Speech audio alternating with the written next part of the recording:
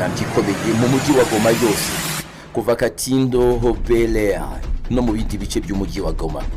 Barigaragambiriza ahantu hose hari inyubako cyangwa se ibikorwa bifitanye isano nabo mu burengerazuba bw'isi. Tugiye gukomeza imyigaragambyo, tuzigaragambya kugeza za ambasade zabo zifunze imiryango muri Kongo kubera yuko twararambiwe. Mugire vuba mushyira akadomo ku ntambara mwatangije mu burasirazuba bwa Repubulika ya Demokarasi ya Kongo, munahibagirwe.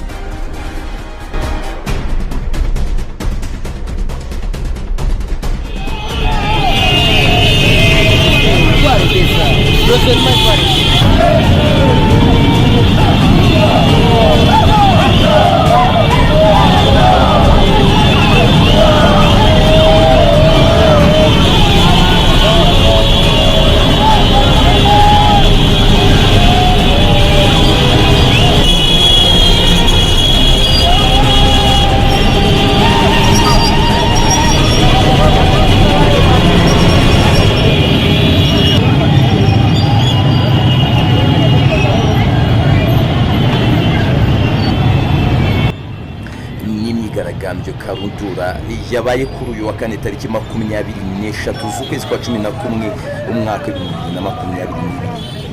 Ni imyigaragambyo abanyekongo bavuga yuko bari kwigaragambya bamagana umuryango mpuzamahanga kubwo kuba waracecetse ku cyo bo bita gasomborotso no kwenderezwa n'u Rwanda. Ibi mu Rwanda rwakomeje guhakana kenshi.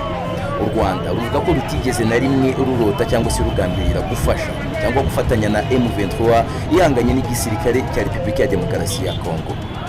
Ni ibintu Kongo yikomeza gusubiramo kenshi.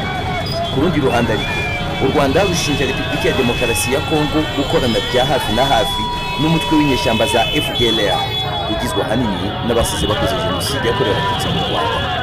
Ntabwo ari gusa. U Rwanda runashinja Repubulika ya Demokarasi ya Kongo kuba Kongo ihora yendereza u Rwanda irimo kurenga imbibi. Inshuro zitandukanye abasirikare ba Repubulika ya Demokarasi ya Kongo bambutse umupaka wa Repubulika ya Demokarasi ya Kongo barasa ku Rwanda.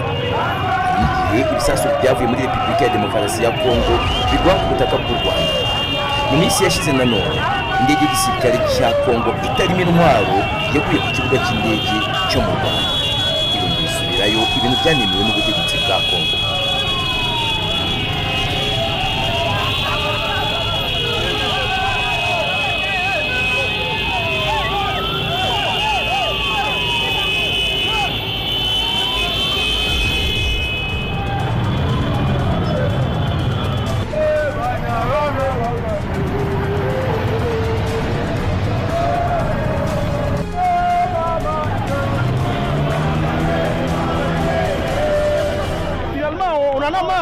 Il y a beaucoup de sang qui ont coulé au Congo et les gens font comme si ce n'est pas leur problème, alors que c'est un problème qui doit interpeller tout le monde.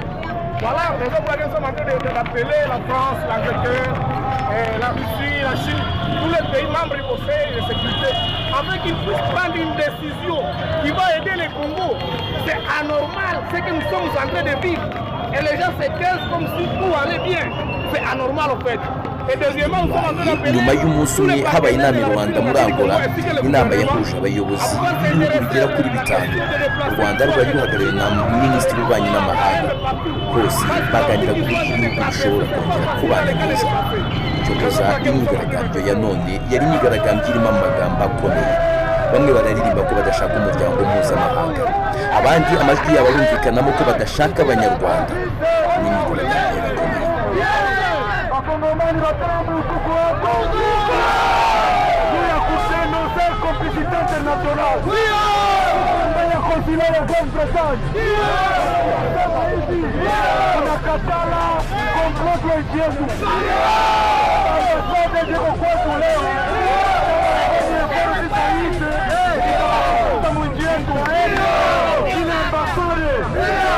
Mu kwigaragambya kwabo baravuga yuko bafite ibibazo byinshi, ngo hari inzara, hari intambara, hari n'ibindi bibazo byinshi.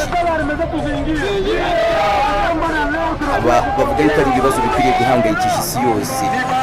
Ibyo barahamagara ibihugu by'ibihangange, Ubufaransa, Uburusiya, ibihugu byose by'ibinyamuryango bya Loni ko bagomba gufasha Kongo.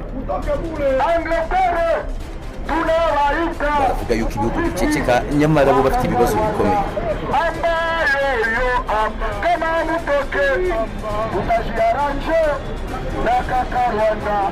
Barahamagara cyane ibihugu byose by'abafatanyabikorwa ba Kongo kugira ngo bite ku bibazo by'abavuye mu byabo kubera izi ntambara. Adressé à monsieur le secrétaire général des Nations Unies, à monsieur le président de la République démocratique du Congo, à l'ambassadeur des Nations Unies d'Amérique en RDC, à l'ambassadeur de l'Union européenne en République démocratique du Congo, à bagahamagara l'ambassadeur bati de la abanyekongo Grande-Bretagne, mukunda igihugu muri he, nabo bati à turahari l'ambassadeur turahari. de l'Allemagne, à l'ambassadeur de la Russie, à l'ambassadeur de la France en RDC, à monsieur le président de la SADC, à monsieur le secrétaire exécutif de la CIRGL, à monsieur le président de l'EAC, à monsieur le président de l'Union africaine. Mettez urgemment fin à la guerre oubliée à l'est de la République démocratique du Congo.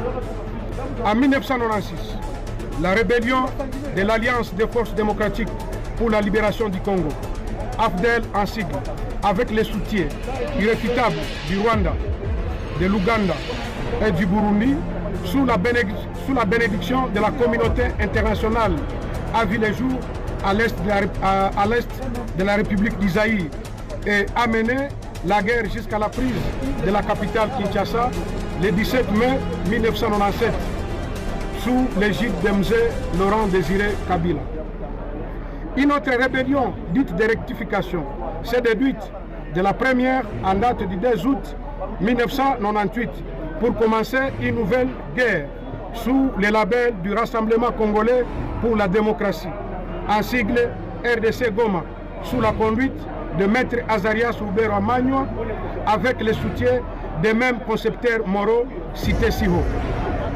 Après l'accord de Sun City en 2000, avec le fameux gouvernement de 1+4, la calmie s'est observée au pays jusqu'à aller aux premières élections de 2006. Après ces élections, une nouvelle rébellion dénommée Congrès national pour la défense du peuple havuzwe byinshi cyane abo muri sosiyete sivile bahagarikiwe n'igipolisi ndetse n'abanyamakuru bavuga amagambo yumvikana mu kwibasira u Rwanda ndetse n'ibindi bihugu by'ibituranyi.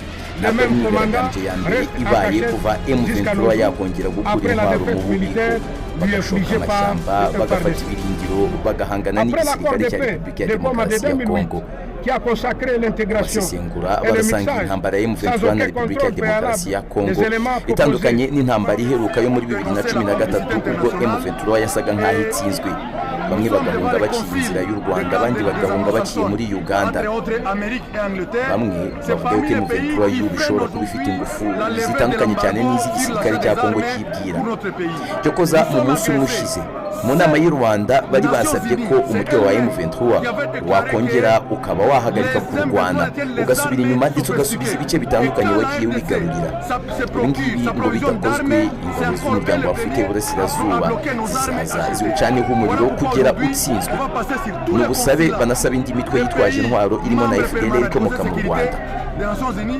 Hari benshi batekereza ko ibi bidashoboka, bakavuga yuko uyu mutwe warambiwe cyane kubera yuko ubwo wemeraga kurambika intwaro Repubulika ya Demokarasi ya Kongo yavuniye ibiti mu matwi yirengagiza amasezerano yose bari barakoranye.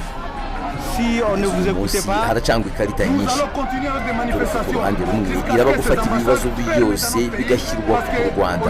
Ni ibintu u Rwanda rwo ruvuga yuko ari ukwirengagiza ibibazo biri imbere muri Repubulika ya Demokarasi ya Kongo rwo rugafatwa nka nyirabayazana.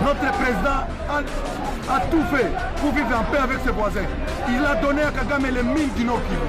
Il a fait assis Kagame dans les stades de martyrs. Personne aujourd'hui ne sera pas ingrat des efforts que notre président de la République a fait pour que nous puissions vivre en paix avec nos voisins. Et aujourd'hui, nous l'ont poignardé dans les dos. Voilà pourquoi aujourd'hui, les peuples congolais se lèvent pour dénoncer cette complicité internationale et mettre en garde ces ambassades qui sont en train de comploter pour les crimes en RDC. Et il y a un accord de cessez-le-feu, croyez-vous Tous ces pays sont des complices. Ils convoitent notre pays et ils ne savent pas comment s'exprimer.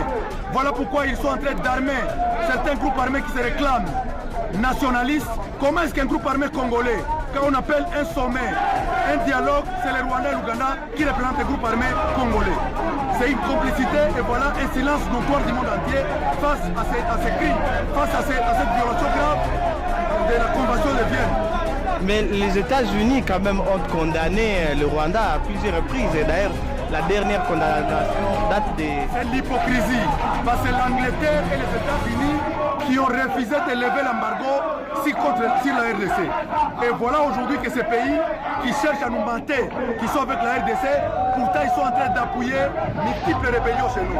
Aujourd'hui on appelle les Congolais de se lever. Ce n'est pas un Kenyan qui viendra libérer le Congo, c'est nous seuls les Congolais. Lumumba a dit, seuls les Congolais écriront leur propre histoire. Et on va l'écrire de nous-mêmes, pas avec les Kenyans, pas avec les Ougandais. Nous mettons aussi à garde les AC parce qu'il est en train de jouer l'hypocrisie pour déstabiliser.